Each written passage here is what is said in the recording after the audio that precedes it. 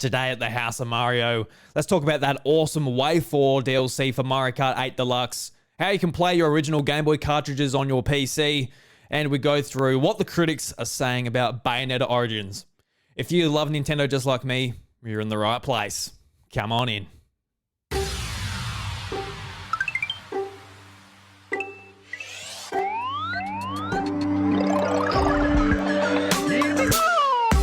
G'day everybody and welcome to the House of Mario, the South Australian Nintendo podcast that is backed by a 120 power star rating.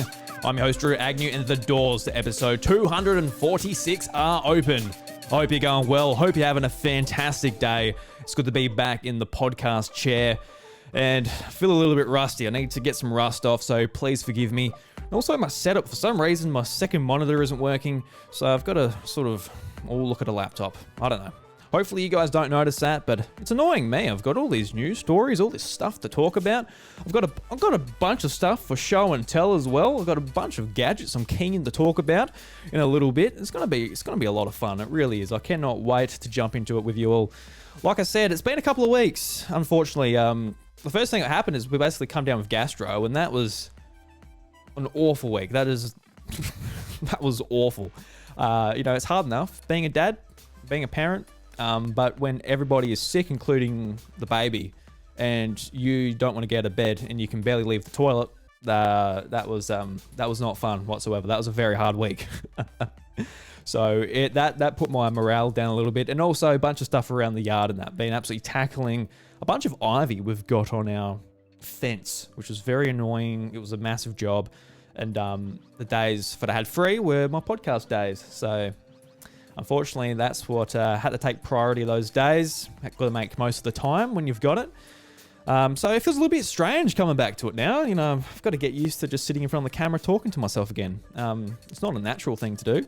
It's just, but it's a lot of fun anyway.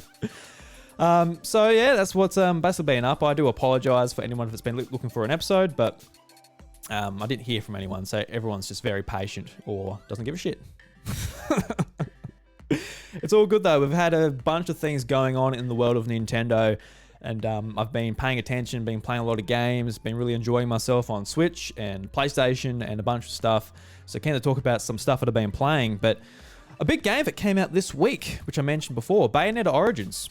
Really, pretty keen for this one. It came out today at the time of recording. I've got it loaded up on my Nintendo Switch, and I thought we'll just go over what the critics are saying as far as what they think about the game. And it's currently reviewing quite well, sitting at a Metacritic score of 80, which is pretty good. Like, I do sort of really go off like the 10-point scale that IGN sort of established back in, I guess, the 2000s when I was really paying attention to it.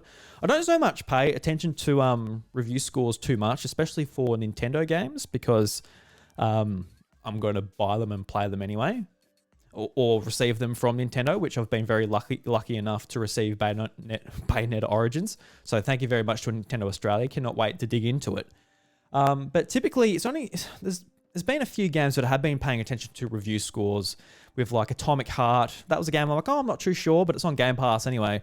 And the reviews that came out for that, I'm like, I think I'll give that a miss. I've got way too much on my plate to even sort of consider wasting my time on that just for what it is. But just for the sake of going through and getting a rough idea of what is the consensus of the game, it's good to check out Metacritic and sort of go, well, it's a good game, it's a great game, it's worth your time, it's not worth your time. It could be potentially worth your time if you're into these types of experiences. But really, I don't know much about Bayonetta Origins, Cereza and the Lost Demon. I really don't. I haven't looked too much at it. I knew that it was coming out relatively soon, got announced at the Game Awards, and from that point, I'm like, well, I'm keen to play it. It looks really nice, really sort of artistically striking game. Reminds me of Okami, which is something that I laughed at one of these review roundups. But we'll go through a couple of them. We'll just go through how their summary is summed up on Metacritic.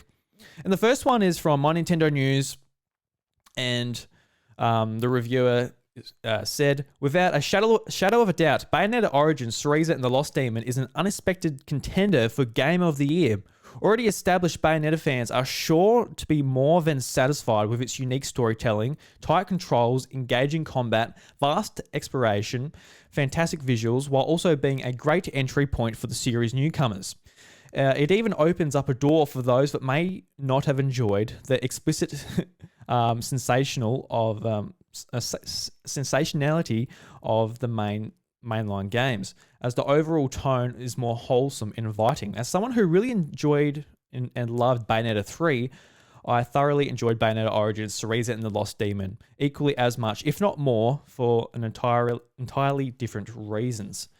And that's something that I'm really excited for. It's just like I like just the story book aesthetic of the game and just how it's more sweet rather than like being aimed at like awesome action scenes type of thing. And at the very bottom of the scale, we've got, who did I want to? There was someone here at the very bottom. Yeah, so at the very bottom of Metacritic is Metro Game Central. I haven't heard of the website, but I thought their summary was quite interesting. They gave it it's a 50 on Metacritic. I'm not sure what their review scale is. But they say that this spin-off has almost nothing of interest for Bayonetta fans and instead offers Okami-light experience that is undemanding and almost seems to run on autopilot. And honestly, this gets me a little bit more excited about the game to jump into it, mainly because when I saw the game, I'm like, that reminds me of Okami Den. Now, Okami Den it's a game on DS. It was a prequel to Okami, who what was actually made by a lot of the members at Platinum Games. One of the directors. I can't remember if it must have been before they went to Platinum or formed Platinum. From Clover Games. And it really did remind me of that art style.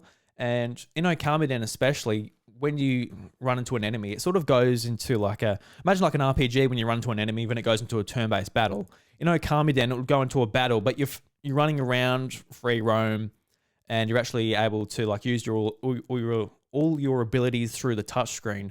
And I thought it was a lot of fun, and that's what this reminds me of, is sort of when it's a battle, it goes into its own arena and you're able to do the battle that way.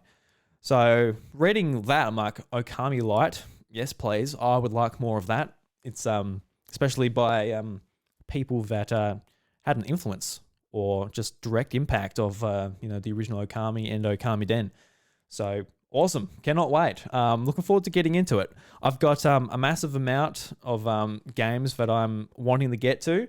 And all the Nintendo games that are coming out this year, they're just filling up the backlog pretty quickly, especially when I'm aiming to tackle bigger games. One that I'm really on the chopping block for. I've got about a week to finish it. I think I'll get there, but I'll talk about that a little bit later. But yeah, keen to try this out. There is a demo that carries on your progress, so go and check it out. When it comes to demos that carry on my progress, I'm a little bit wary about them because I know with Octopath Traveler, I did the demo, really enjoyed it, played it about a month or however many weeks before the full game come out. When I got back to the full game, I'm like, it's been too long. I don't know what I was doing, where I was going. So I'm a little bit wary, especially when it comes to big games. But if it's something like this, where it's a little bit more linear, might be okay. But go and check out the demo. Progress carries over. I'd rather the progress carries over than just have to redo the start of the story. That's frustrating and annoying. But yeah, seems like it's going well. 80 on Metacritic. Congratulations to Platinum Games and Nintendo. Looking forward to checking it out. So, before we get going, I just want to do some housekeeping and just let you guys know how you can support the show and how you can make the House of Mario a home. And you can do that by heading over to youtube.com/iDruby. Subscribe. It's free. It's all good. You can check out the House of Mario video versions as well as other stuff that I get into. Doing a lot of YouTube shorts as well, which feature unboxings and opinions and stuff like that. Going to be ramping up that stuff as time goes on. And you can also support us over at Patreon at patreon.com/iDruby, where you can get exclusive content like Heaps Good, secret recordings, stuff like that. It's all a lot of fun, and a big shout out to my Patreon supporters that support at the $3 level or higher, including Brendan Myers, Oliver Chaston, Sam Hay, DJ, and Lemonade. Guys, thank you so much. Really appreciate it. Helping make this dream of mine a reality. So thank you very much. Really appreciate it. And of course, you can go on podcast services like Apple Podcasts and leave a review as well. We're coming up to a year of no reviews over at Apple Podcasts.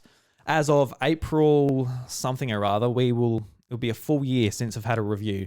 And I've not had a review since Bryce has been on the show. So come on, guys, give us a review. Open your Apple Podcasts app and bloody give us a review. Jesus Christ. I'm joking. Do what you like. Okay, let's jump into the Guru Geek Out. This is a tribute to my late friend Bobby Pauls, where we give a shout out to someone who I think is doing awesome work within the podcast / gaming community, whether I know them or not.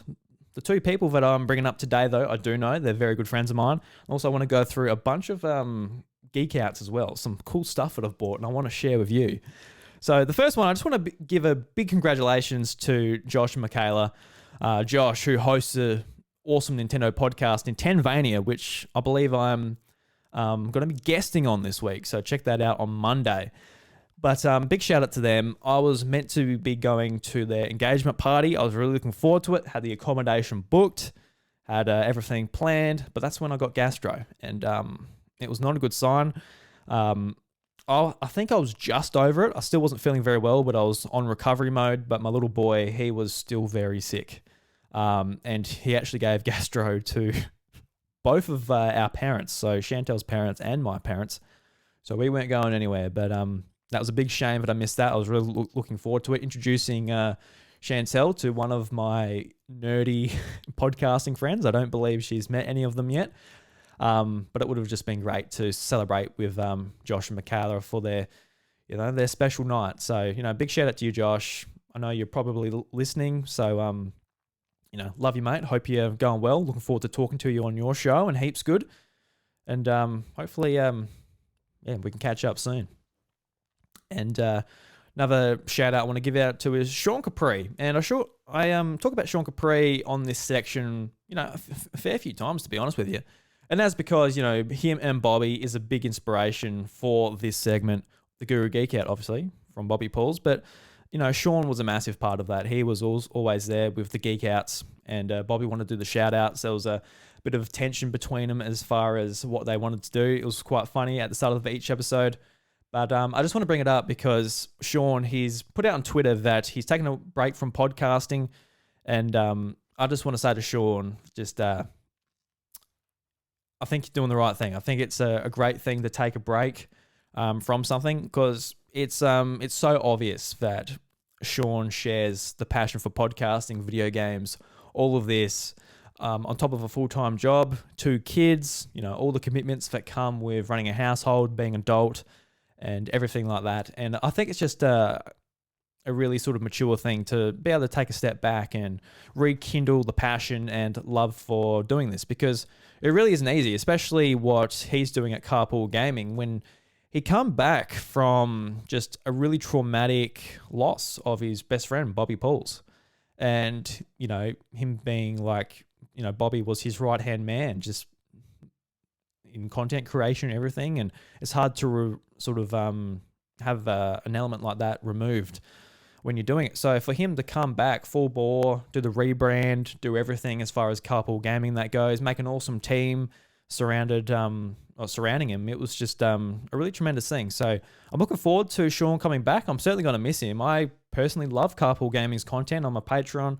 I really enjoy everything they do, but I think it's important to take a break every now and again. And that's probably a lesson I could learn as well, where it's like, if I need a break, I should take the break and I should let you guys know. I didn't particularly want to take a break the last 3 weeks or 2 weeks or however long it's been. I didn't want to, but it sort of just sort of happened. But definitely, I think especially when it comes to doing a weekly show or weekly content, you need to just be ahead of it. Be like, oh, look, I need to take a break. There's no Christmas holidays. There's no sort of break in the news cycle or games coming out or whatever. So I think it's important. So love you, Sean. I hope you're going well, and hope you just enjoy sitting back, reading some comics, doing whatever you want to do. Go for walks, get your running in order, all this stuff. So, yeah, big shout out to Sean Capri. Go and check out Carpool Gaming. Even in his absence, they're doing awesome content. Got a PlayStation podcast, Nintendo podcast, Xbox podcast, bunch of stuff going on over there. So, yeah, go and check out Carpool Gaming. Okay, and now I just want to get to my geek outs. I bought a bunch of stuff. I want to share with you guys. It's all related to Switch except for one. And the first one is I bought a brand new pair of headphones, and I'm really enjoying using them.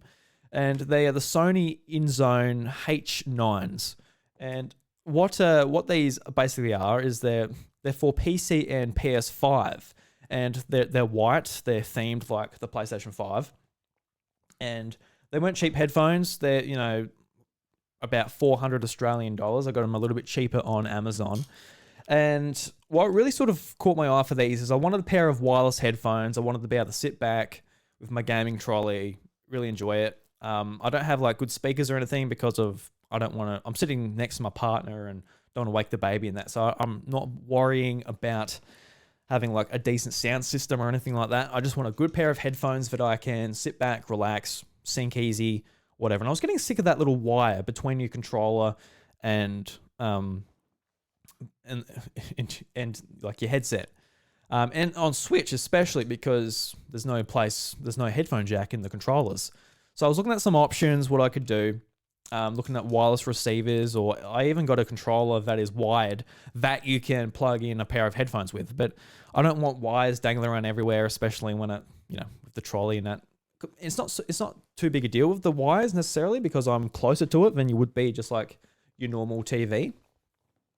But I was looking at some reviews, and Sony have sort of great sort of audio quality and all that, so that was an easy thing. But when it comes to this specific feature, is that you can actually plug in a wireless receiver to the PlayStation or PC, but then you can also sync up a Bluetooth device like with your phone, and you can play audio through that as well. So I'm playing a game like Kirby or an RPG, but then I can also play a podcast through the same headset, and you can mix and match sort of the audio. You can lower and up each channel, and that has been an absolute godsend. I love it so much because typically if you're listening to a podcast and you're playing a game, you might put one headphone on one ear, and you might put an AirPod or another earpod in the other ear and listen to the podcast that way. But I can just turn it on, put it on, syncs to my phone, syncs to the PlayStation, Switch or PC, and I just hit the podcast that I'm playing and jump to the game. And that's been really awesome. I've been really sort of enjoying that, just playing a game like, for example, Kirby Dream Land, been really enjoying that. And it's a pretty mindless game. You don't have to like listen to story dialogue or voice acting or anything. So it's great just having a podcast going on in the background. And I don't want to overstimulate myself. I'm not going to be playing something that is just a lot more involved and also a podcast. But platformers, grinding in RPGs, all the sort of stuff, it's downtime where you don't need to be engaged in getting in information. It's been awesome. So anybody that grabs a pair of these, I think you're going to really enjoy it. And I got the more expensive model that has noise cancellation, which works really well. It also has like pass-through as well. So if I'm playing at night, I don't necessarily want to be locked out of the outside world. I want to be able to hear if Lucas is crying in his room or something like that. So I can just hit the button on the left, and it actually activates the microphone so I can hear everything around me, which is quiet anyway. So it doesn't disturb me unless I hear Chantel like ask for me or my baby crying. So it's been really great, and it works flawlessly on Switch. Comes with like a little wireless dongle that has a switch that goes between PC and PlayStation 5 mode. And when it's on PC mode, plug it into your Switch and it works. You put the volume up and down. It's got the indication on the screen. It works like it was made for Switch.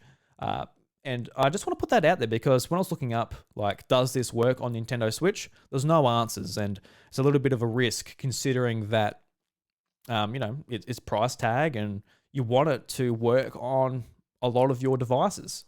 But yes, it does work on Switch because I got the PlayStation Pulse headset that came out with the PlayStation 5 couple of years ago, and that worked flawlessly on Switch as well once you plugged in the wireless receiver to the dock. So great headset for Switch. I will just say that it, with the wireless receiver, obviously that needs to be docked to go into the Switch USB hub, but I guess you could use just the Bluetooth from like the secondary channel for the Switch as well, if that's the way you want to go. So yeah, absolutely love it. Awesome stuff. It's my favorite headset. It's my go-to. Love it very much. Great battery life, 32 hours of battery life. So yeah, going to be playing all of my games with this. The only downside for me personally is that it does not work with Xbox. So when it comes to playing my Xbox Series X, I'm going to be just have to use a different headset compared to my 3 other platforms. It's kind of annoying, but I guess, PlayStation really don't want you to play your Xbox. Next up is I got a brand new GameCube controller, and it's not typically what you would expect from, a GameCube controller. I always played, Super Smash Brothers or Brawl or Wii U with my GameCube adapter. But there was one trip I made to Adelaide, and I took all my GameCube controllers with me. I put them in my backpack, but also on the same trip, I needed like toiletries, clothes, all the stuff you travel with. And I put my shampoo in the same bag as my GameCube controllers, and for some reason my shampoo leaked. So I've got like 4 GameCube controllers full of shampoo, and the buttons and that are all, stick down, and that I need to open them up and go through them. So I've basically got no GameCube controllers at the moment, and I've been really enjoying playing GameCube controllers on my Mac Mini M1, which is under my TV on my gaming trolley. It's basically my emulation device to play on the big screen, and I wanted that real tactile GameCube controller feel, because I think especially with Nintendo consoles, the controller is a lot of the feel of playing the game.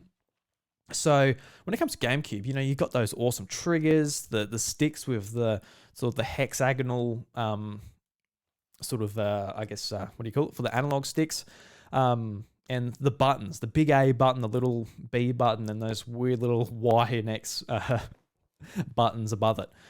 So I really wanted that. So I looked into what my options were. I could get a Wavebird, which are expensive, and it's hard to get a good quality one. They're over 20 years old at the moment, and they work, there's not that many of them, especially, the GameCube didn't sell that much, and they were like a novelty item at the time. So I got a brand new controller, and this is a modernized GameCube controller that works with Switch, Wii U, PC, and works with a little wireless receiver with a 2.4 gigahertz wireless compatibility, and it's really great. It looks like a Switch Pro controller with basically GameCube attributes to them.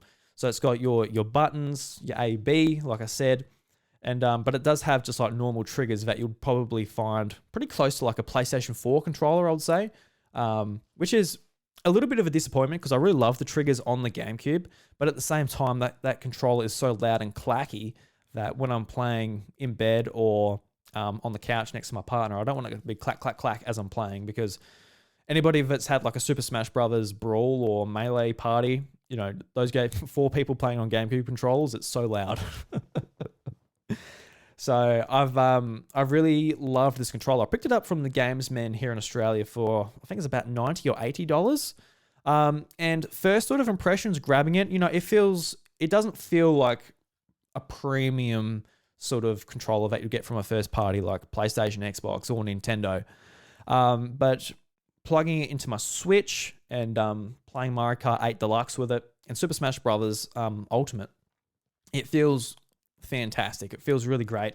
Like for Mario Kart, having that big A button just to hold your thumb on to accelerate as you're going through. The triggers feel great. The analog sticks feel great. It has a good D-pad on it as well, which the GameCube controller did not have. And even like it's been strange because I feel like this is just me. I don't know if I'm making excuses for myself, but my performance for Super Smash Brothers has been, it always feels a lot better on a GameCube controller. And I haven't used a GameCube controller for ages for Super Smash Brothers. And that's mainly just been how convenient it is just to pick up the Pro controller. It syncs automatically, no plugging in dongles or wires or anything like that. So I haven't played with a long time. So I was really keen to see how it felt playing with this controller. And I gotta say, it feels like I picked up a GameCube controller back in, I don't know, 2009 when I was playing Super Smash Bros. Brawl just to death.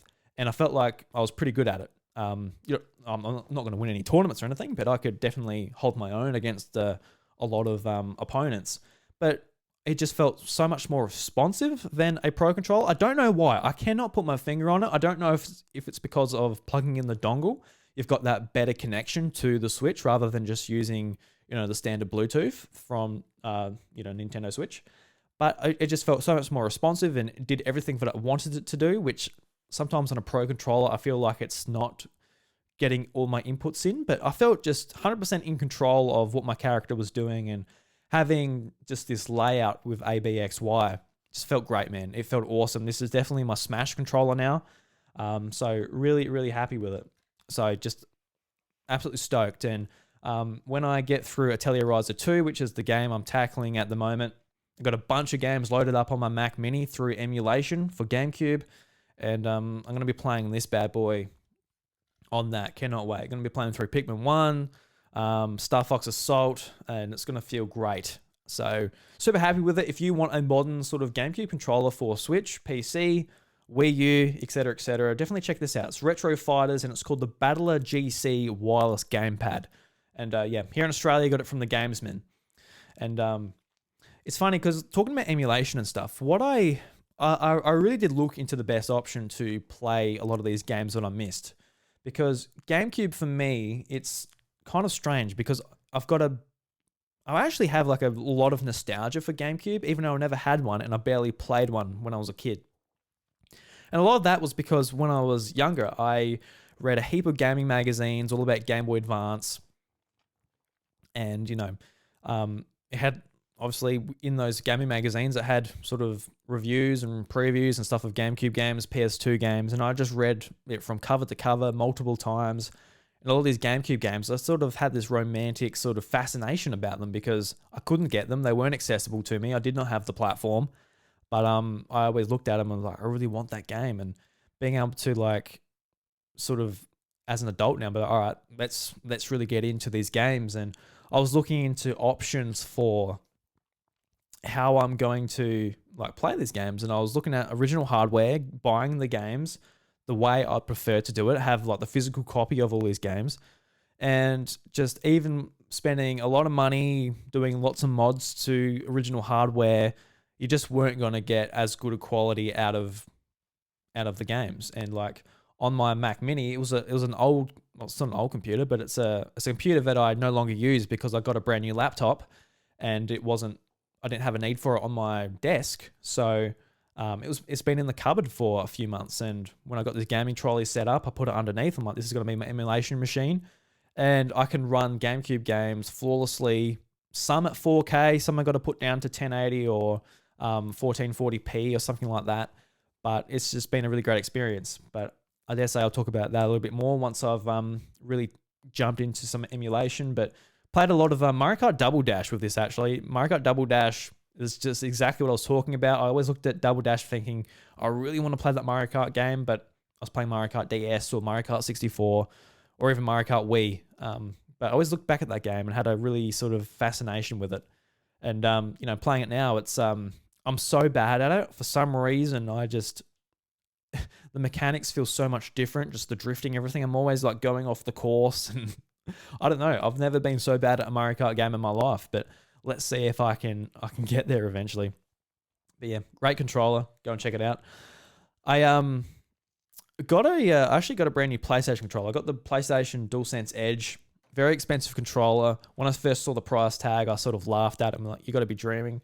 And here I am. I bought one, and I really sort of just wanted a premium feeling controller, especially for the PlayStation 5, which is a platform I use a lot, much like my Switch. So I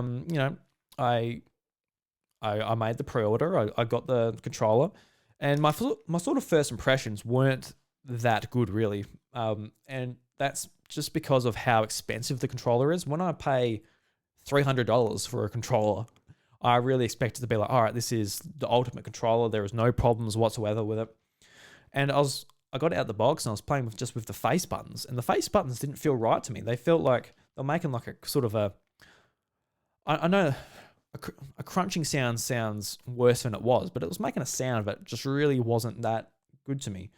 But playing with it a couple of sessions, I've sort of worn in the buttons and it sounds a lot better.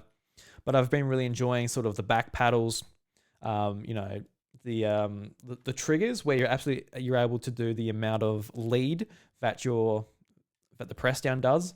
And at the moment, I've got them set down to like just a little press, much like the Switch Pro controller, where it just becomes a button rather than just like a bunch of throw as far as like, doing racing games with acceleration and stuff. So yeah, I'm really happy with it. I'm enjoying it. I'm just playing a Tellurizer, so just an RPG, but I've set these back paddles to basically let me, in the game, you're doing a lot of gathering of items. So you press X to pick stuff up, or you use your gathering items with square, and I've set them to X and square, so I can have my thumb on the stick still when I'm going around the overworld picking stuff up. So really been enjoying that. Very basic sort of functionality for an RPG, but it makes a difference. And I'm really keen to see how it works with a first-person shooter, where that would completely transform the way you play that game, where you're able to look around and also do a jump rather than have to swap thumbs to one of the face buttons. So really cool. And this is where I want to talk about how you can play Game Boy Advance or Game Boy games on your PC. And talking about the Mac Mini, you got that underneath my TV at the moment. And a few weeks ago, Pokemon had a Pokemon Presents. And during that presentation, I was like, all right, we got Game Boy and Game Boy Advance games on Switch. I was not too worried that we weren't seeing any Pokemon games at the Nintendo Direct, because Pokemon Presents, surely we're going to get Pokemon games on Nintendo Switch. At least let us know that they will come later in the year. And it seemed like just an obvious, surefire thing. Not everything is guaranteed, obviously, but it seemed like something that I was like, surely. And I hyped myself up. I've been wanting to play, the Pokemon Game Boy Advance games and Pokemon games on a big TV forever. And it took years to get Pokemon, red, blue, yellow, gold, silver, crystal on the 3DS Virtual Console. It took forever. They came out in 2016 on 3DS, which was way too long. At that point, the system had already been out for 5 years, and they finally come, and it took a long time. I was literally, and just to let you guys know how long I was waiting for just something simple like that. When the Virtual Console launched on 3DS, I was checking it every Thursday, seeing what game was coming out as the eShop updated. But, is Pokemon out? No. Next week, is Pokemon out? No. Is Pokemon out? No. And years and years and years went until they finally released it. And they did a great job. They had a Pokemon Bank support. They injected events that were never sort of supported in the original game, such as like Celebi in Pokemon Crystal, which was awesome. You could go and catch Celebi, which was an event that only limited. You had to go to very specific places that Nintendo were putting these events out, and you could do it that way. So very few people actually got to experience those. So when it comes to the Game Boy Advance games, I've got so much nostalgia and love for Pokemon Ruby, Sapphire, Emerald. Emerald's my favorite game of all time. It's I love it so much. I've just been holding off playing it because I want to play it on the big screen. I've been dying for that. And that's something I was doing as like looking at like the GameCube support as well, and just the output just wasn't that good on GameCube, especially in 2023, as far as how you could get that game to look on a TV. So I was looking at other options since the Pokemon Presents had no signs of the Pokemon Virtual Console coming to Switch whatsoever. Will it come eventually? Yeah, most likely. I sure hope so. But will it be a similar situation to 3DS where it's going to be way too late? Way too late, where we're already like looking at the next system and like, well, we kind of want to play Pokemon on that next system. So I took matters into my own hands. I'm like, all right, how can I play these Pokemon games on the TV? I can do it through emulation through the Mac Mini. That's easy as anything. But I want a more legit sort of way of doing it. And I come across this device called the Game Boy Operator by Epilogue. And you can see here, if you're watching the video, but it's just got a tiny little Game Boy slot, which looks really fancy. It's got see-through plastic. You can see the insides, the chipboard, everything about it. And it just sits on your desk or under your TV, and you're able to slot in Game Boy carts. I've got my copy of Pokemon Emerald here. I'm going to do a nice little sound for you. Oh, and it slots in just a little USB-C cable into the back, USB into the back of your computer. And through the software that Epilogue has put out, you can plug in your Game Boy game and you can play it on your PC with a controller, and you can save the game, and that saves directly to your Game Boy cartridge. And I'm like, okay, I need one of those. So late at night when I was watching the Pokemon Direct, I needed the sleep, but I was like, all right, I need a method before I can get the sleep. So $50 US, I purchased one of these, and it came a lot quicker than I thought. Where did it come from? It says on the box. I was expecting it to come from the US or somewhere, and typically shipping from the US to Australia takes forever. Got a bunch of Christmas cards from people in Canada and the US, which came a lot later than Christmas. But yeah, this was assembled in Romania. So yeah, I guess it came from Romania. I'm like, oh, well, it comes from Romania a lot quicker than it does from the US or the UK or somewhere. And my experience with this has just been fantastic. It's been a lot of fun.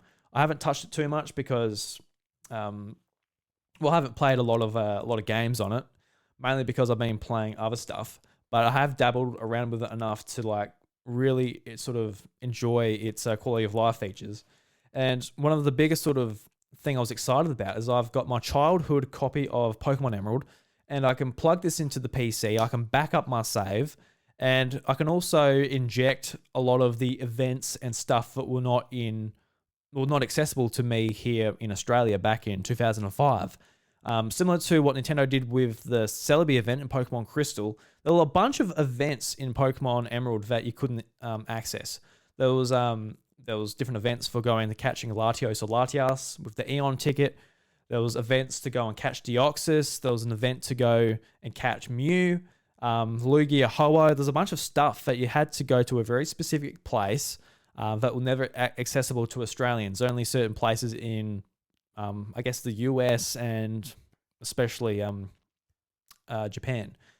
So the idea is that I can go into it with software, just inject those wonder gifts into the game. It's not cheating, it's not code, it's just through similar software that Nintendo used to do this event in the first place. I can put them onto my game cartridge, and then I can plug it back into my Game Boy Advance and do those events.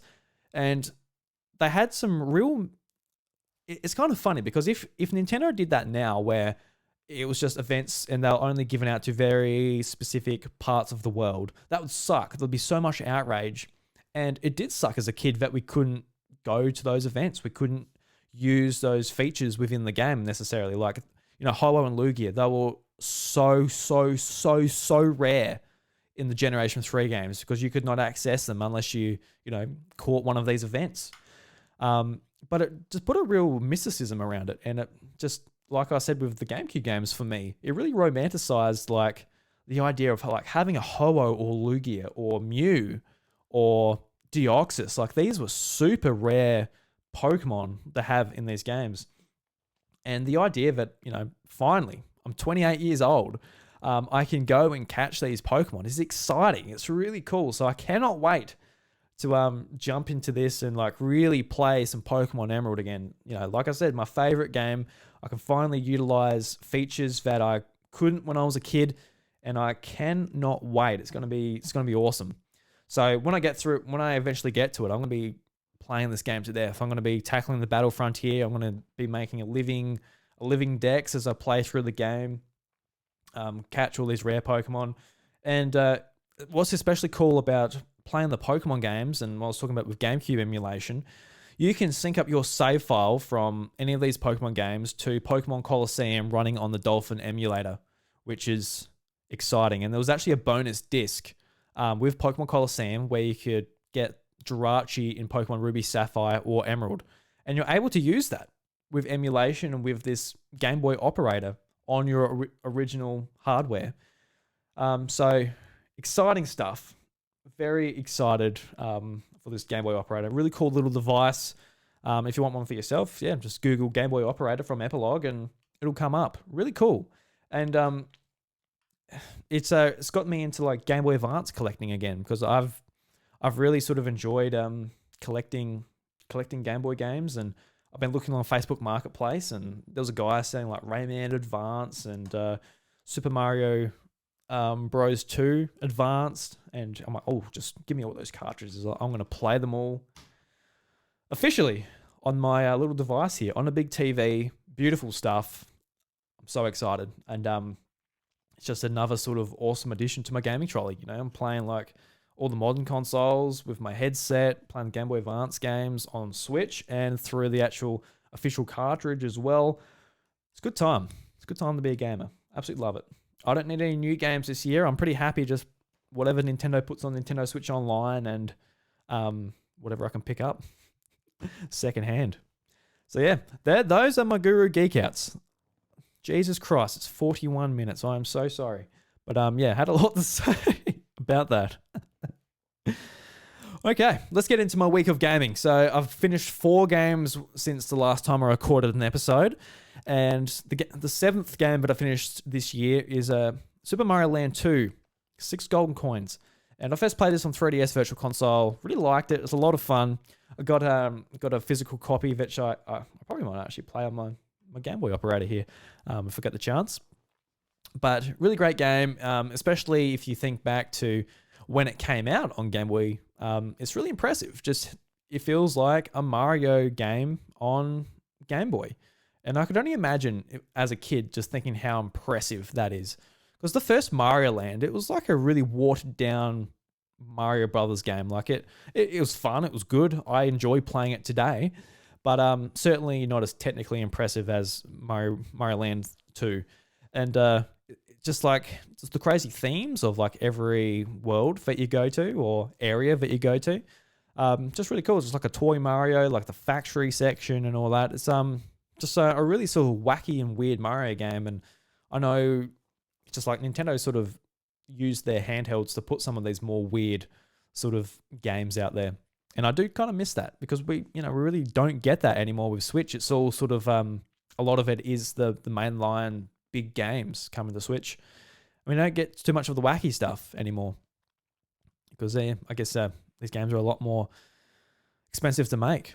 So yeah, awesome game. Next up is another Game Boy Advance game. It's WarioWare Inc. Mega Micro Games. And I love WarioWare. This game didn't take too long to run through and get to the credits. You just go through each character's set of mini games. But a lot of this game is sort of, all of the content in the game is going for high scores, playing the mini games. I especially love like the mini games in this game. And the one I've had the most experience with was Paper Plane. And Paper Plane, it was a DSiWare game that when the DSi came out, it had a DSiWare shop where you could go and buy small games digitally on the shop, sort of the predecessor to the eShop on 3DS. And it basically just, ripped that game from WarioWare and put it as its own standalone app where you go into it and it's just a little high score game where you're a little paper plane, you're drifting down towards the end of the screen, and then you've got to avoid the walls pretty much. But it's all about doing certain angles to be able to avoid the walls easily. And it was fun just going back to that and playing that. A little bit of nostalgia for DSiWare when I'm playing that as well. But it is funny with the access to the rewind controls completely breaks that game. I got like a score of like 200 because like you hit the wall, rewind it a little bit, fix up your mistake, and you could probably go forever. Honestly, you just get a high score of 500,000. You just keep going. I make a mistake, rewind. So imagine if there was leaderboards. That would be an absolute killer. So yeah, that's the 8th game that I've finished this year. The 9th game was Pokemon Crystal. And Pokemon Crystal, I wasn't meant to be playing this game, but I just got myself hooked as I was testing out an emulator on my Mac. And I was just, I'll just, see if it works. Pokemon Crystal. And before I knew it, I had 5 badges playing through the game. I'm like, this was awesome. So it took me about 3 nights, 3 sittings, and I was able to finish it that quick just with like the fast forward feature on the emulator. So I've got it set up, so I hold in the right trigger, and the speed up just like plays through all the battles real quick. So I was able to play through that game rather quick, and it was really cool. I'm playing it through RetroArch, and RetroArch is basically a front end for a bunch of emulators, from all the Game Boys and the PlayStations, Nintendo consoles. You can just go into it and download cores, which are the emulators. When you put it in, it's a really nice sort of front end for your emulators to look nice and presentable. I've got it sort of set up like a PlayStation 3 cross-media bar. And it's quite a nice way of seeing it. But what I really like about the emulator is, obviously able to do the speed ups, but you're able to inject achievements into the game. You sign up on a website called retroachievements.org, and you put your login to your emulator, and you're able to do achievements within the game. And it's pretty cool going through a Pokemon game, especially. I've always wanted achievements in the game because, they're fun. Going through the game, you get achievements as you're collecting the badges. It gives you other little challenges like beat the gym leaders with Pokemon under this level, to make it a little bit harder. And as you're going through the game, you're like, let's see if I can do this achievement.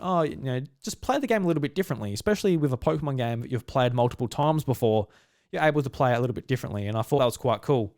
But as I was playing the Pokemon League and I went to the Elite Four, this is something I was really impressed by. Is I started the battle with Lance, and then this timer popped up just out of nowhere. I'm like, what's this timer for? And it's basically like timing me of like my time of playing the game. It's for speedrunners, and it came up and it's like 20 so hours of in-game time. So I was like really impressed that just came out of nowhere. I didn't have to set that up. That wasn't something I had to do. I just dropped my ROM into this emulator, and then it was recording my time. And when I beat Lance, it automatically submitted my time to the leaderboards, which was nowhere. Of course, it was nowhere near. I wasn't going for a high score or anything, but it was just a really sort of neat thing to be able to see as I go through the game, like where it's just like the last battle, this timer pops up. It's like, all right, this is the last battle, and this is the countdown towards you finishing the game and automatically submitting the score to the leaderboards. I thought that was really cool, and it was something that, playing it on even official Nintendo hardware, you don't get. So I was really impressed by that. I thought it was awesome. And after playing Pokemon Crystal, I was really in the mood for Pokemon games, especially after, the Pokemon Presents, been wanting to play these games, not getting them on Switch. I'm like, all right, let's sit down and play a Pokemon Yellow. And I sort of thought to myself, like, can I play the whole game in one sitting? Can I sit here and just play the game? And I was very lucky that night. I didn't, my son didn't wake up. My wife, went to bed a bit earlier. So I had just free time just to play Pokemon Yellow. And like Pokemon Crystal, I used the speed up, which was about 5 times. So like you're going through the battles at lightning quick pace. And I finished it in about 5 hours of real time. It was about 20 hours of in-game time.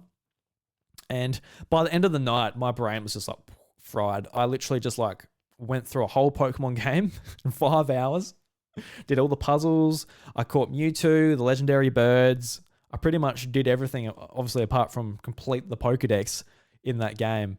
But about 1 o'clock that night, my wife was like, all right, you coming to bed? I'm like, give me 20 minutes. I've got to go and get Mewtwo, go through Cerulean Cave and do it that way. But it was the same with that game. When I was doing the Elite Four, the timer was counting down and just automatically popped up, and playing the game with achievements as well. A lot of fun. There was achievements for all the different moods that Pikachu could be in. And I've never really thought about, Pikachu's mood. Like when you go and face Pikachu, you press A, his mood pops up whether he's happy or hurt or sad or angry. And different achievements pop depending on what mood he's in. So I thought that was pretty cool. Just like gets you thinking about mechanics of the game that aren't really that important. You just sort of turn around and go, oh yeah, Pikachu's doing what he's doing. He's fine. But I thought that was really cool. And so I'm at 10 games currently completed for 2023. I know some of those games were shorter games, and you might consider Pokemon Yellow and Crystal cheating because I'm speeding it up. But I don't know. It is what it is. I've played those games a lot of times, and I just wanted to play them again. And I've got limited time at the moment too, just being a dad and everything. So yeah, I really enjoyed myself.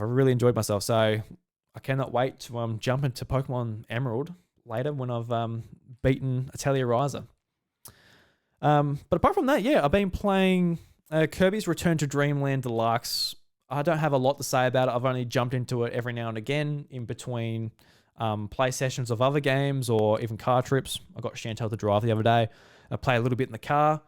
As an adult, I get pretty sick looking or down at a device or reading. So I didn't feel too good after that, but got about 20 minutes of Kirby in, so I don't know if that's worth it.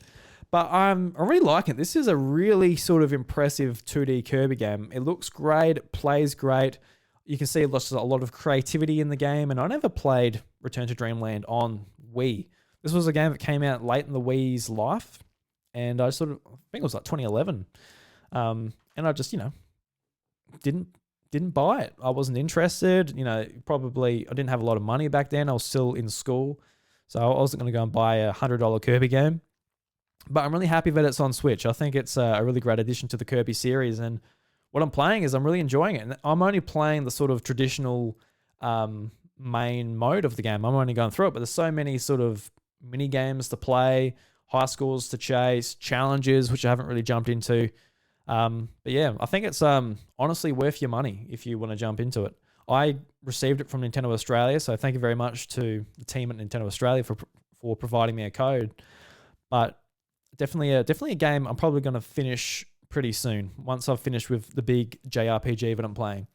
Which, speaking of, Atelier Ryza 2, Lost Legends and the Secret Fairy, I'll touch on it when I finish it, hopefully next week sometime, because Atelier Ryza 3 comes out. I'm on the chopping board for this game. I want to get it finished before I jump into the third game. I'm really looking forward to the third game. It looks awesome. There's so many sort of changes to the game. There's like a key system that you use for exploration and battling.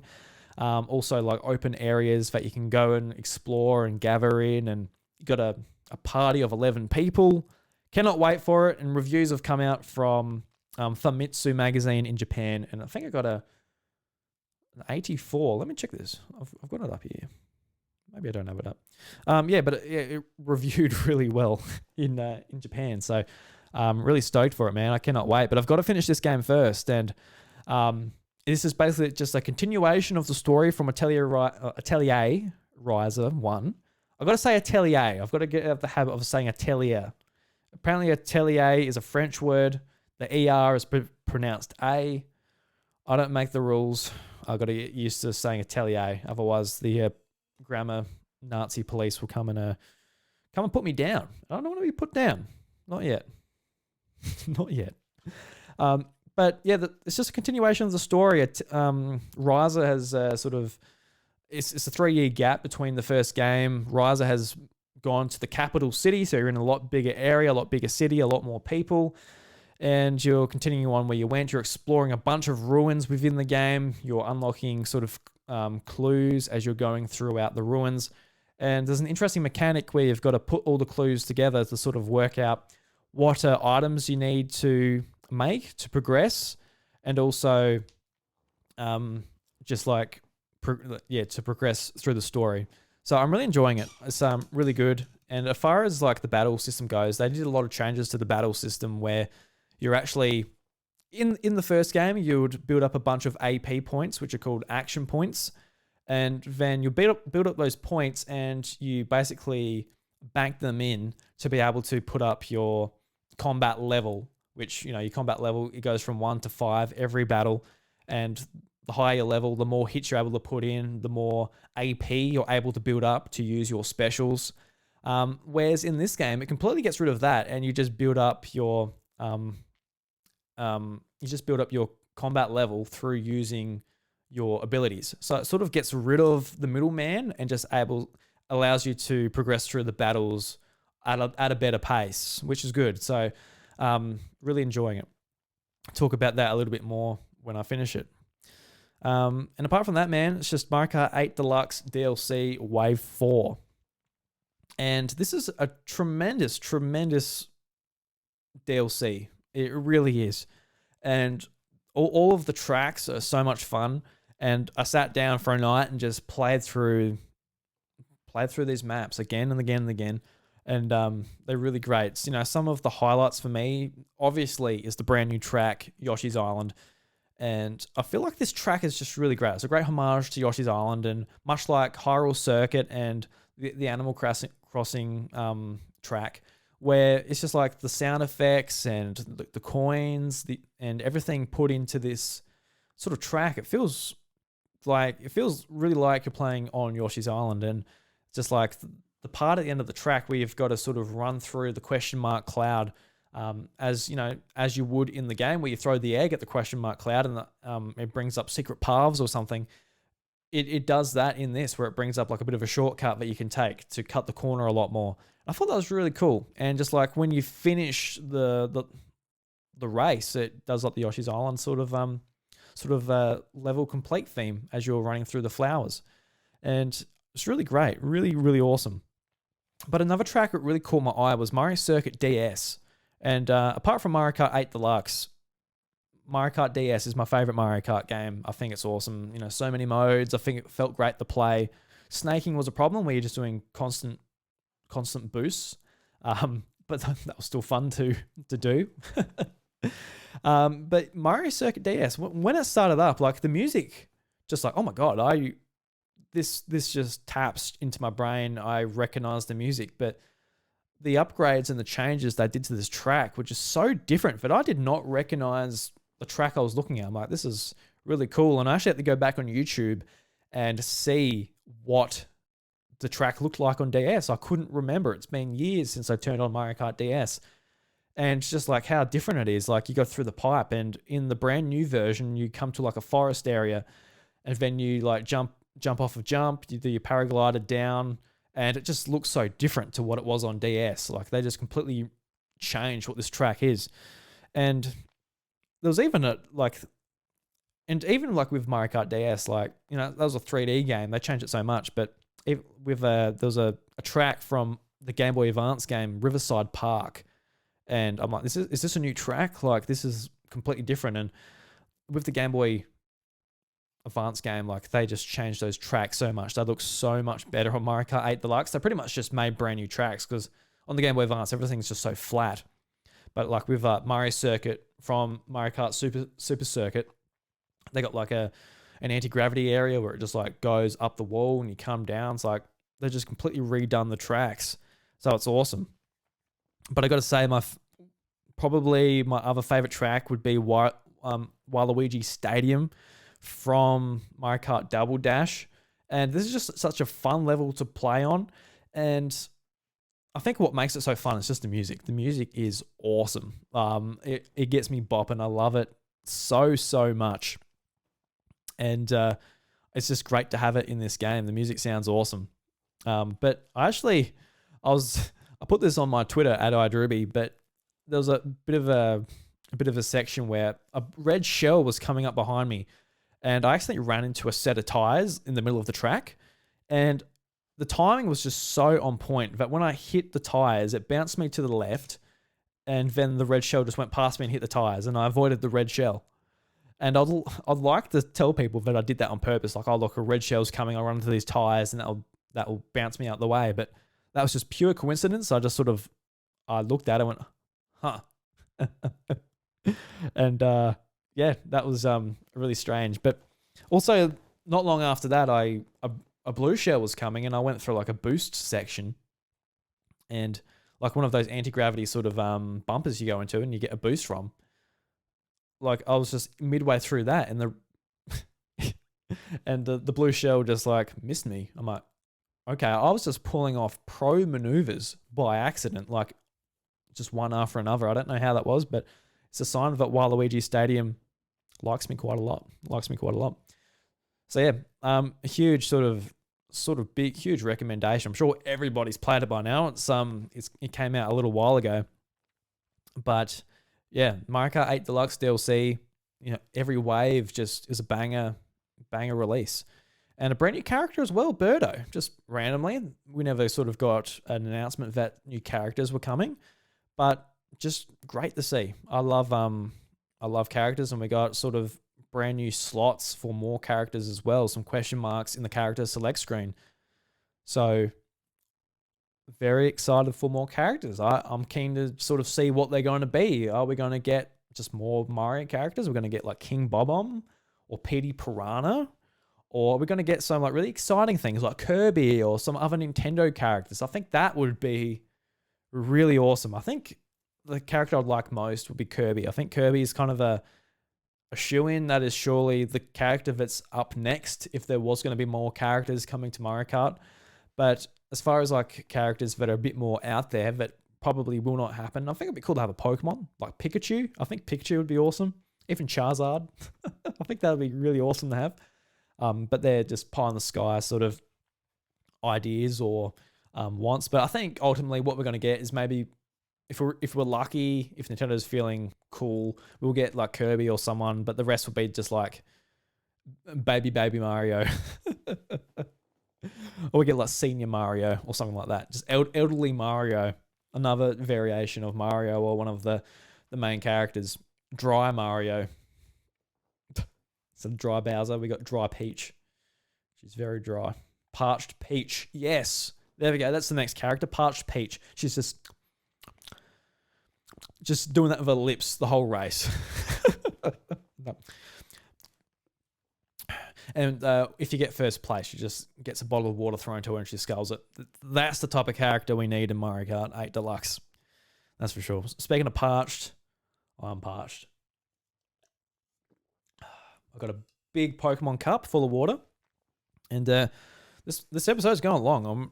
I was thinking this episode was going to go for an hour, but here we are at an hour before we get into the news.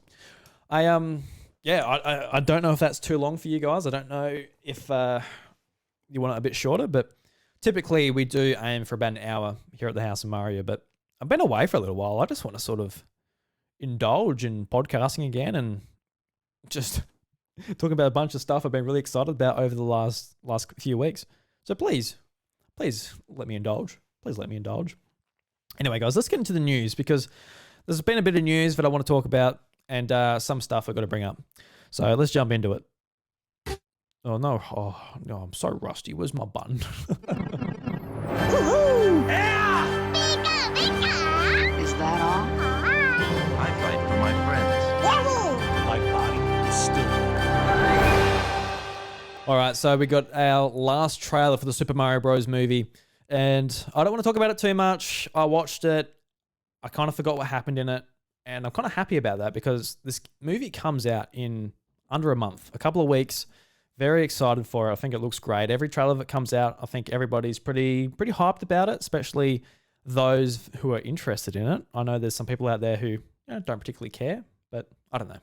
Don't know where I'm getting at there, but personally for me, when it comes to movies, I really sort of want to go in not knowing much because with a 90-minute movie, there's just even like seeing that there's Cat Mario. Now that's enough that would have been nice just to rock up at the movie theater and go, oh, there's Cat Mario, because the excitement that's going to come from this movie is purely going to be, oh, look at that Easter egg, or look at that. It's not going to be the gripping story. We probably know that Bowser's going to get defeated.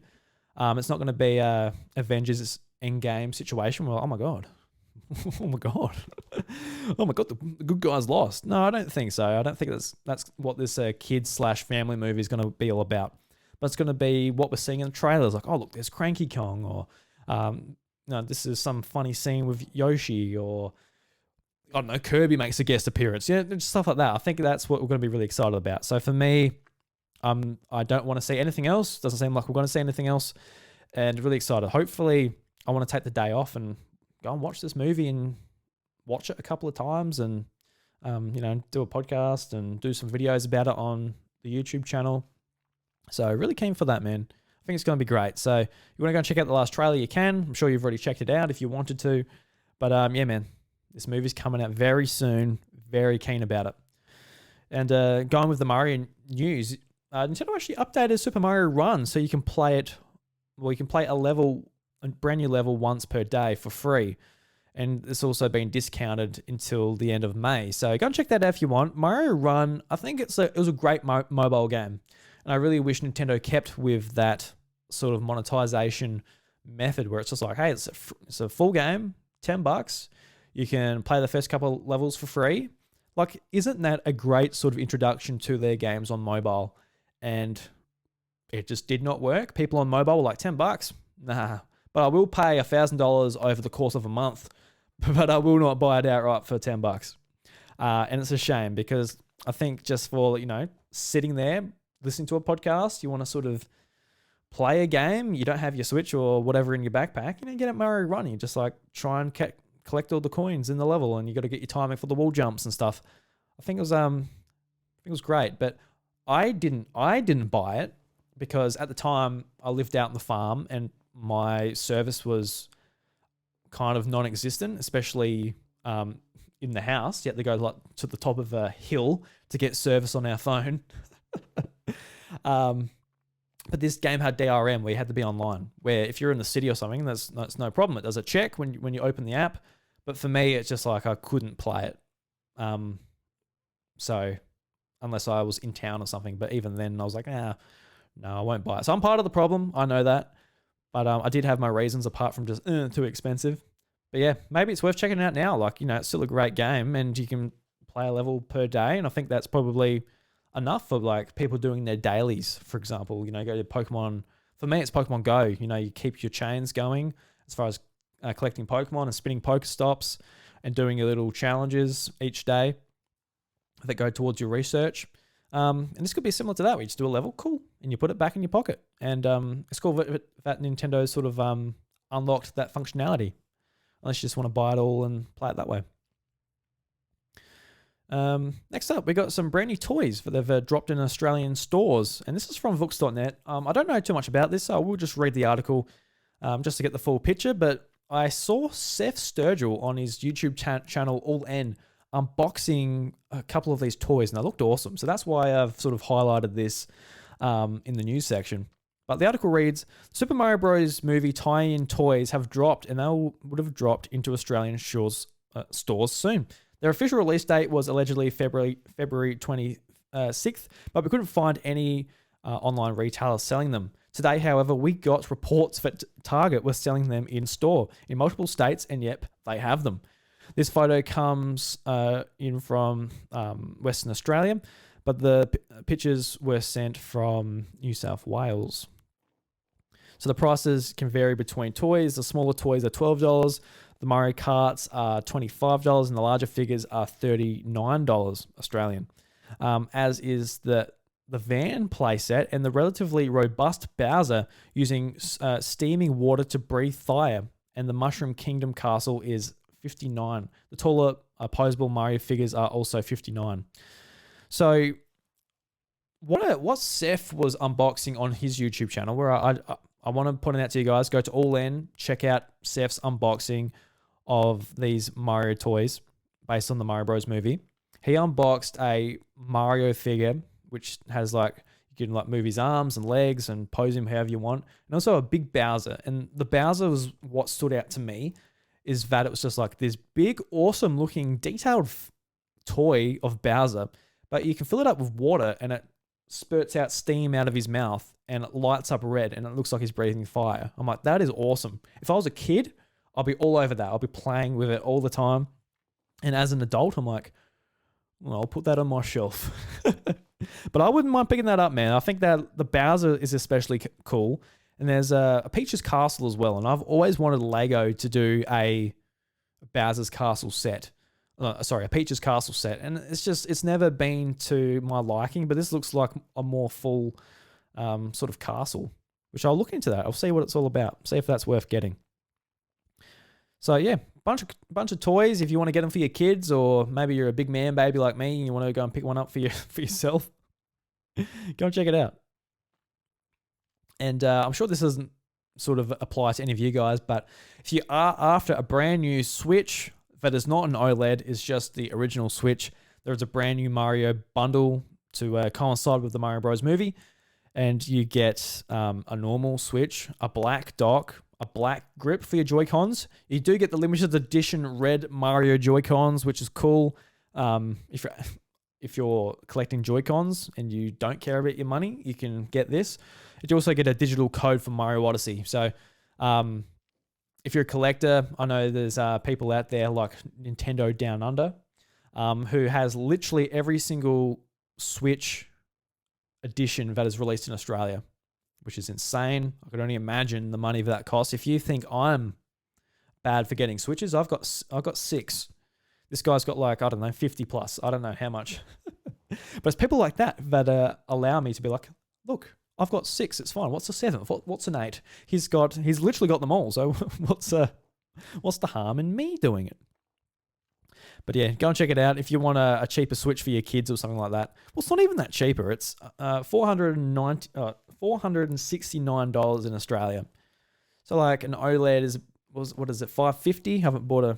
Well, that's not true. I was about to say I haven't bought an OLED in a while, but you know, I bought the Pokemon one and end of last year. But yeah, I'll just go for the OLED, man. Just don't know. Unless like you're a parent just getting it for your kids and like, look, comes with a game. That's fine. It's still $40. You're basically getting Mario Odyssey for $40 on top of like the $430 price tag for your Switch. Not a very good deal. Like, you get some stickers and stuff with it, what makes it a little bit more unique, but nah, man. Okay, let's talk about some stuff with Pokemon Scarlet and Violet, and this is just a bit of a warning to some of you guys. It's a little bit late, but who knows? It might still reach some of you. There's actually a bug with the latest Pokemon Violet and Scarlet update, and it can delete your save file, which is super concerning. So let me read from My Nintendo News to get the full picture, and we will discuss. So the article reads, the Pokemon Company and Game Freak released an update a week or so ago, bringing Pokemon Violet and Scarlet to version 1.2.0. The upgrade, which fixes a few bugs and advertising the upcoming downloadable content for the hidden treasure of Area Zero on the game's home screen. However, it seems like this version brought with it some unwelcome additions, and that is a bug that can delete save files. The issue seems to arise from connecting to the Pokemon Go app or downloading the DLC, though, as Kotaku points out, there's one singular cause for the save corrupting bug, which is clearly problematic. Losing a save file can be devastating, and it isn't helped by the fact that Pokemon Violet and Scarlet cannot be backed up to the cloud via Nintendo Switch Online, like the vast majority of Nintendo Switch games. Presumably, the Pokemon Company and Game Freak are aware of the issue and working on a fix, though they don't seem to have publicly acknowledged the existence of the bug. Thankfully, it doesn't seem to be a widespread issue at present, but Kotaku has reached out to Nintendo regarding deletion of save files and has yet to hear back from the time of writing this. So, just a massive L for Pokemon Violet and Scarlet. It's just when I first played the game and talked about it on the show, I described it as wonderful. I thought it was a great Pokemon experience. Discovering brand new Pokemon, open world, really enjoyed it. But I'm just constantly just shaking my head. Like, how can this series be in such bad shape technically? It's not the Switch's hardware problem. There's plenty of games that utilize the Switch's power to its benefit. Like even third-party games, like you see like Persona 5, Dragon Quest 11, JRPGs that look great. They're originally, built for PlayStation 4, but ported over the Switch, look awesome. And they sell nowhere near as well as Pokemon. Nowhere near as well as Pokemon. Not even probably like a fifth as well as Pokemon. So it's just so frustrating to see that this game is just so technically poor, just in such a bad place. And on top of that, we're waiting for updates to just like, can we play this game, this turn-based RPG, without just like hurting our eyes? Not because it looks bad, just because of the frame rate. It runs like crap. Or pop in, just like taking you out the experience, constantly thinking about how this game is working on the back end rather than playing it and just enjoying the world of Paldea. And we finally get updates. We get, DLC, which is exciting. We got the announcement for that. You can purchase it, whatever. But then you get stuff like this where it's eating your saves as well. Come on, Game Freak. What are you like? Come on. Like I am. It's in the scheme of things, obviously, it's not a big deal. There's so much going on in the world, politically, socially, etc. There are real things that affect people. I get that. But, you know, when it comes to like sitting down in your chair, let's play some video games in a series that you've grown up with, you love, and you just want to see it just be at the top of its game. Pokemon's nowhere near at that top end. It's nowhere near. And it's such a disappointment. I don't know what they're doing over there. I really don't. And it's not a creative problem. It's not anything like that. I think they've put together good systems in the game. Brand new Pokemon are awesome. But guys, what is this? What is this? What is Pokemon Scarlet and Violet? It's a fucking mess. The whole thing's a mess, man, and it's so frustrating, and that's ultimately why I'm spending a lot of my time playing the old stuff. Like, don't know, very frustrating. But there is a new patch that's coming out by the end of April. It's meant to, what have we got here? This particular update will fix some of the issues related to in-game eggs. The Pokemon fan site Cerebi says that they will allow players to court an egg instead of a walking wake iron leaves to catch them again in a new run for the raid event. So let's see how that goes. See if they fix the save issue, the Pokemon Go linking, stuff like that. But man, just a big mess. Also on Pokemon Scarlet and Violet news, the only thing that is notable and worth talking about from the Pokemon Presents a few weeks ago, that, Pokemon Sleep, it's like, fucking alright. Yeah, tell me about Pokemon Sleep, Pokemon Company. Awesome, really expensive Pokemon cards we can buy, I'm sure. Anyway, got to get at my salt. I've got to dust off this salt. I need a drink. Very thirsty from all the salt. So we got a brand new sort of look at Pokemon Scarlet and Violet DLC. It's going to be coming out in 2 parts. The Teal Mask, which is due spring 2023 in Australia, as well as the Indigo Disc, which is summer in 2023. So at the end of the year.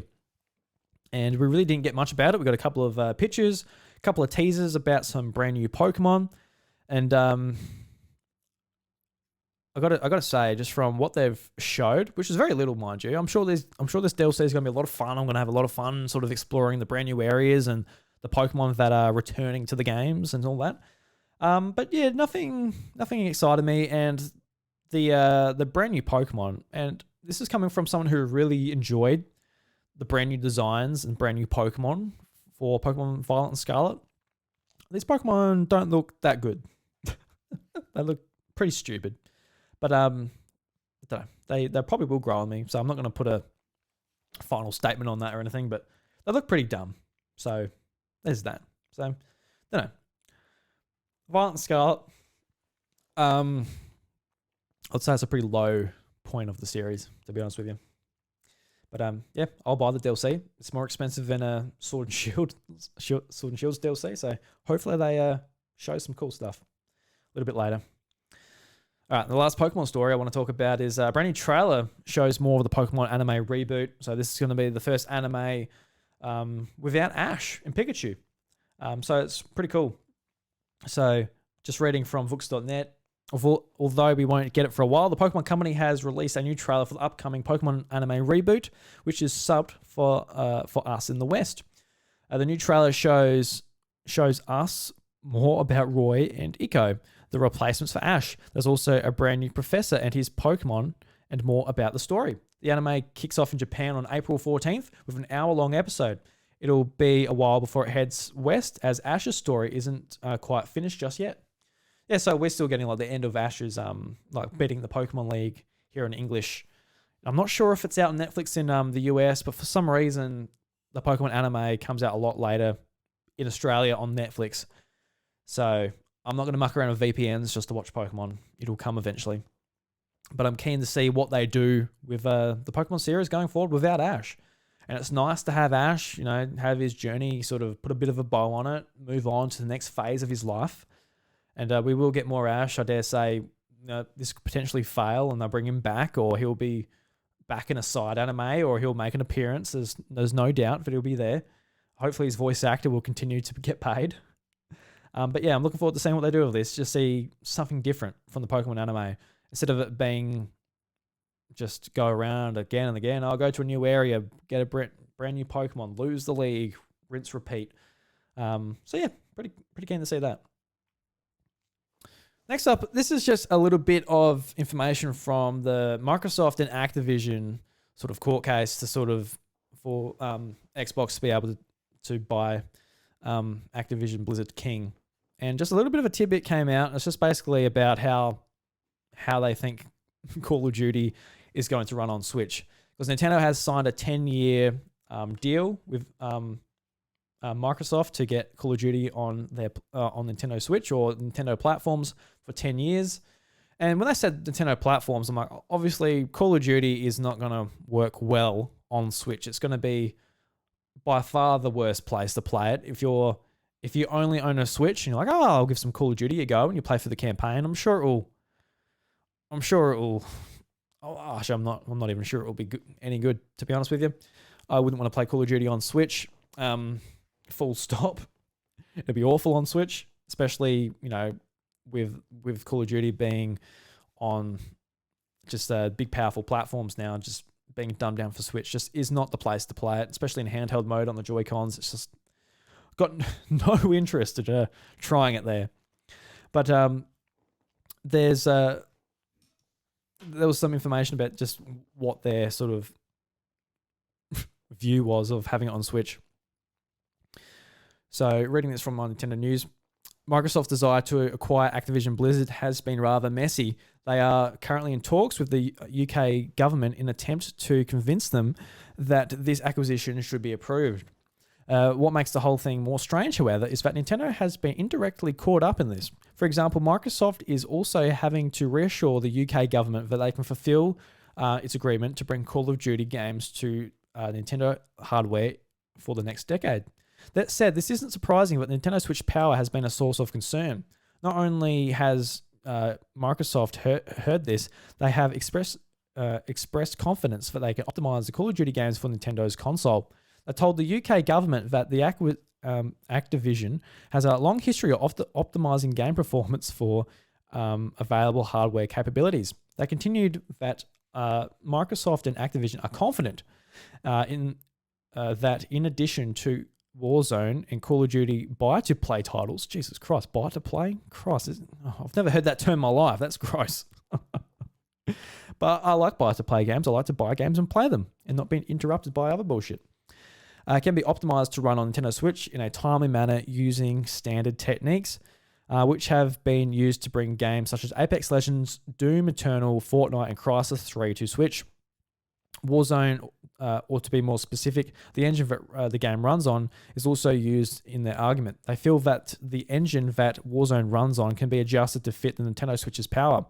In fact, they state that the engine is optimized to run on a wide range of hardware devices, ranging from Xbox One consoles that were released in 2015 up to Xbox Series X.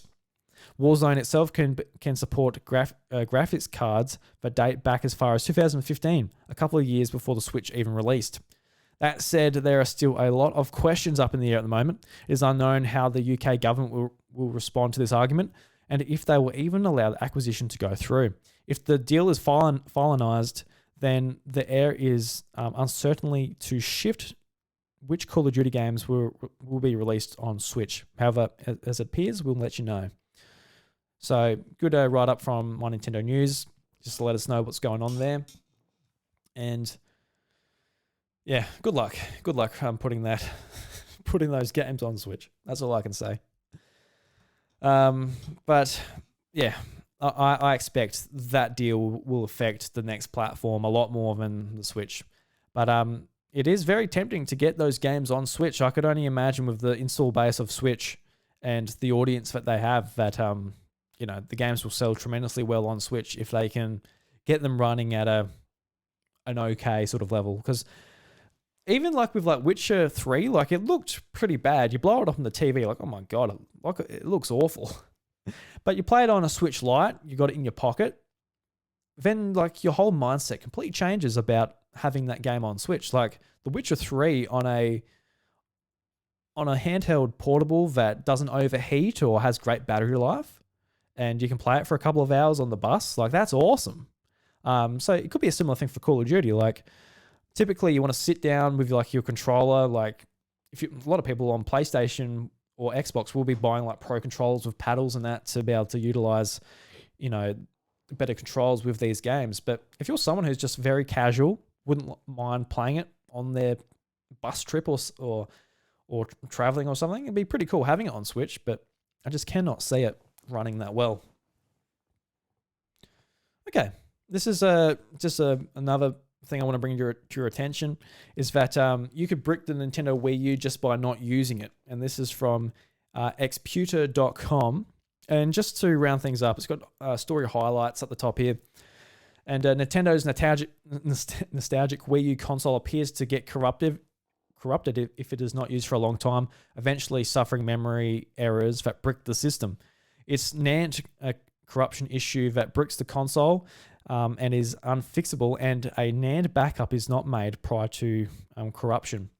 Many reports have surfaced online over the years, and the Wii U has been unable to fix the Wii U because of the high risk complications that come with it. Nintendo does not repair their consoles anymore for the platform, and the only current solution appears to be running the Wii U after a while to ensure that it does not brick. So it was interesting. I've still got my Wii U under my TV. I have not played it for a long time. After seeing this news story, I might check my Wii U. I'll see what's going on. And I turned it on. It's fine. It's running how it ran before. And just a bit of a PSA in case you guys want to check on your Wii U, make sure it's all right. You know, I haven't seen our little friend in a while, so go and check on your Wii U, see if it's going all right. Make sure it doesn't brick. And if someone's has bricked out there, let me know. I'm keen to see if it's like a widespread issue or this is something similar to don't know, to some other thing that gets blown up out of proportion. But it's funny bringing up the Wii U because I turned it on and I just went to the eShop. And the eShop at the time of recording for Wii U and 3DS, it's going to be dead within 9 days, a little bit over 9 days. So I went and had a look, and I'm like looking at the DS games, and I said that I wouldn't, but I think I will for DS. I think I will go and buy some DS games on the Virtual Console for Wii U because I really want to play like with the bottom screen on the gamepad and the top screen on the TV. I think that'd be awesome. There's a bunch of Pokemon Ranger games, the Mario and Luigi RPGs with Partners in Time.